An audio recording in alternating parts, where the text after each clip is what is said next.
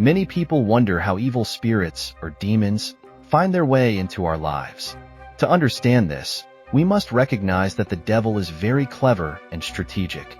He knows exactly when and where to attack, often choosing our weakest moments and situations. In this video, we will explore 6 key moments or circumstances that can create openings for these spirits to influence human lives. Emotional shock or ongoing emotional pressure.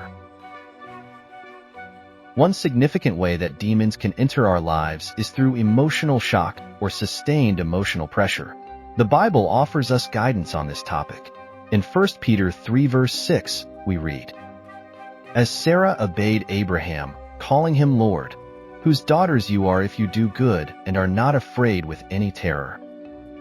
This verse suggests that individuals, particularly women, can be seen as daughters of Sarah if they act righteously and without fear. Here, terror can also mean intimidation. Both men and women experience various forms of emotional pressure. For example, if a person gives in to strong sexual desires unexpectedly, they may inadvertently open the door to a spirit of lust. Engaging in sexual fantasies or watching inappropriate content can lead to this spirit taking hold. Once this happens, the individual might find themselves struggling with feelings and behaviors that do not match their true character. It might also be triggered by a sudden emotional surge or prolonged stress. Consider someone who has lost their job and spends months worrying about how to provide for their family. This stress can lead to emotional outbursts, allowing a spirit of anger to enter. For instance, a father who has been jobless for months might snap at his children over a minor issue, unleashing frustration built up from his worries. Additionally, prolonged feelings of inadequacy or sadness can create an opening for the spirit of hopelessness. When someone feels overwhelmed and powerless, they may become susceptible to negative thoughts and feelings that are not their own, leading to a cycle of despair and further emotional instability. Similarly, a parent overly protective of their children might create a sense of anxiety in the child, which can lead to demonic influence over time.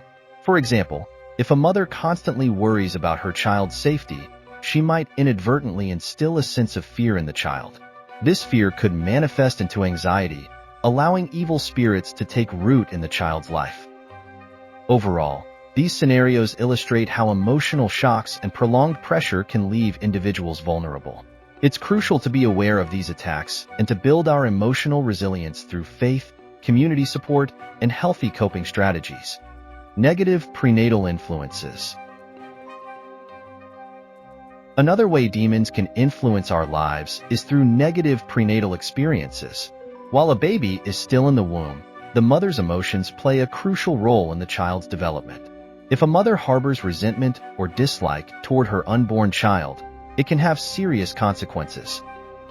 A child's deepest need is to feel loved. If the child senses that they are unwanted, it creates a wound of rejection that can persist into adulthood.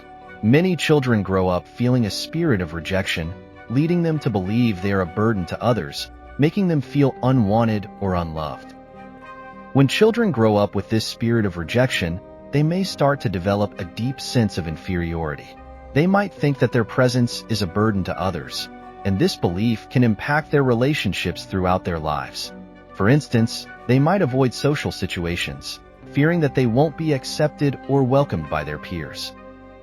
Moreover, children born into families with unresolved issues, such as divorce or domestic violence, may carry these negative experiences with them.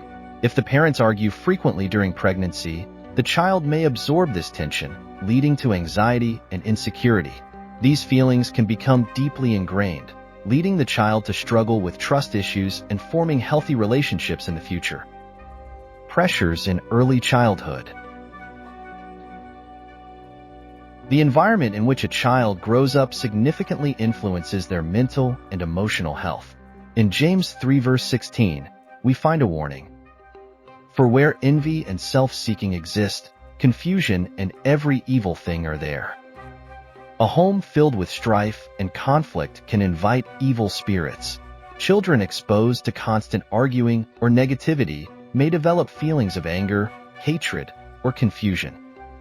For example, Children who witness their parents fighting frequently might develop a sense of hopelessness or helplessness. They may think that conflict is a normal part of life, leading them to accept unhealthy dynamics in their future relationships. Many individuals carry the burdens of their childhood into adulthood. Those who grew up in toxic environments often struggle with self-esteem, relationships, and emotional stability. They may find themselves repeating the cycle of dysfunction, allowing evil spirits to perpetuate their pain. Moreover, children exposed to neglect or abuse are particularly vulnerable. They may internalize the belief that they are unworthy of love and care, which can lead to a sense of rejection and abandonment that follows them into adulthood. The wounds of their past can make it difficult for them to trust others or develop healthy relationships, allowing the spirit of fear and insecurity to take hold. It's crucial for adults to recognize the impact of their actions on children. By fostering a nurturing and loving environment, we can help protect the next generation from spiritual attacks. Teaching children about love, acceptance, and open communication can help create a foundation of emotional health that shields them from future negative influences. False religions and occult family background. In Exodus 20 verses 3-5, God warns us against idolatry. You shall have no other gods before or besides me. You shall not make for yourself any carved image or any likeness of anything that is in the heaven above, or that is in the earth beneath, or that is in the water under the earth. You shall not bow down to them or serve them. For I, the Lord your God, am a jealous God, visiting the iniquity of the fathers upon the children to the third and fourth generations of those who hate me. These verses remind us of the dangers of false religions. The consequences of engaging in such practices can extend through generations, affecting not just one person but their children and grandchildren as well. In many cultures, children are exposed to the beliefs and practices of their ancestors. If these ancestors engaged in occult practices or idolatry, it can create a spiritual burden that weighs on their descendants. This is particularly true for those who have not broken free from these influences through repentance and prayer. When we think about our family history, we have to consider that each of us has ancestors who may have participated in occult practices or false religions. This connection can create a spiritual influence that might impact us today, often starting even before we are born. For example, if a grandparent engaged in witchcraft or other forms of divination, it could create a legacy of spiritual confusion and bondage for future generations. Children raised in environments steeped in these practices may find themselves drawn to similar behaviors, perpetuating the cycle of spiritual darkness. Understanding this connection allows us to take steps toward breaking free from these generational influences. By seeking God, engaging in prayer, and breaking ties with past family sins, we can reclaim our spiritual inheritance and protect future generations from the same bondage. Sinful habits. Sometimes, just one sinful act can open a doorway for evil spirits to enter our lives. A prime example is the betrayal of Jesus by Judas Iscariot. In Luke 22 verse 3, we read, "Then Satan entered Judas, surnamed Iscariot, who was numbered among the 12. Judas made a choice that allowed Satan to take control of his life. This shows how even a single deliberate wrongdoing can open the door to demonic influence. It's important to recognize our actions and seek forgiveness when we realize we've made mistakes. Remember that Satan is a legal expert. He looks for any opportunity to claim our lives. Therefore, it is crucial to ask God for forgiveness when we realize we have opened ourselves to evil through our actions. For example, consider someone who tells a lie to avoid trouble. This small act of dishonesty can lead to a pattern of deceit that opens them up to further spiritual influence. The more they lie, the more difficult it becomes to be truthful, creating a cycle of behavior that can be difficult to break. Deliberate actions, such as theft or infidelity, also create serious openings for demonic influence. The spirit of guilt can lead individuals to isolation and despair, making them more susceptible to negative thoughts and feelings. It's essential to be vigilant about our choices and the potential consequences of our actions. By practicing self-reflection, seeking forgiveness, and committing to a path of righteousness, we can close the doors that allow evil spirits to enter our lives. Idle words. Many of us are caught off guard by the impact of our words. Jesus provided a serious warning regarding this in Matthew 12 verses 36 to 37. But I say to you that for every idle word men may speak, they will give account of it in the day of judgment.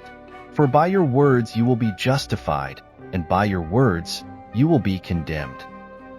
Idle words are those we say without much thought, often without realizing their potential impact. We might excuse ourselves by saying, "I was just joking," or "I didn't really mean it."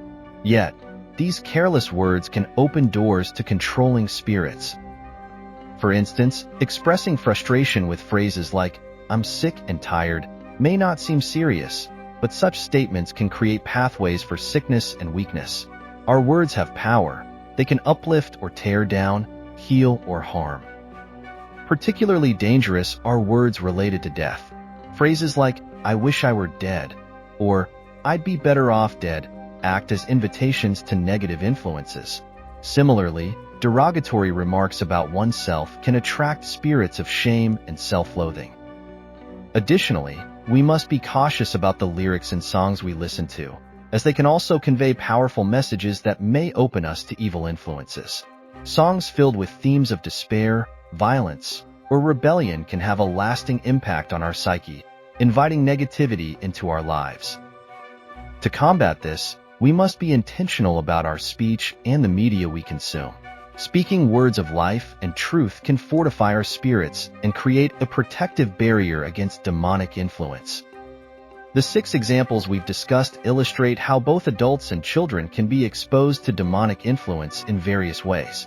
It's essential to recognize these vulnerabilities and to take steps to protect ourselves. One crucial point to remember is that demons are persistent. Even if a demon is cast out, it may try to return. In Luke 11 verses 24 to 26, Jesus shares a warning about this. When an unclean spirit goes out of a man, he goes through dry places, seeking rest, and finding none, he says, "I will return to my house from which I came." And when he comes, he finds it swept and put in order. Then he goes and takes with him 7 other spirits more wicked than himself, and they enter and dwell there. And the last state of that man is worse than the first. This serves as a reminder that we need to stay vigilant. If you found this video enjoyable, please consider liking and sharing it. Additionally, subscribing to this channel will ensure that you receive more updates in the future. Thank you.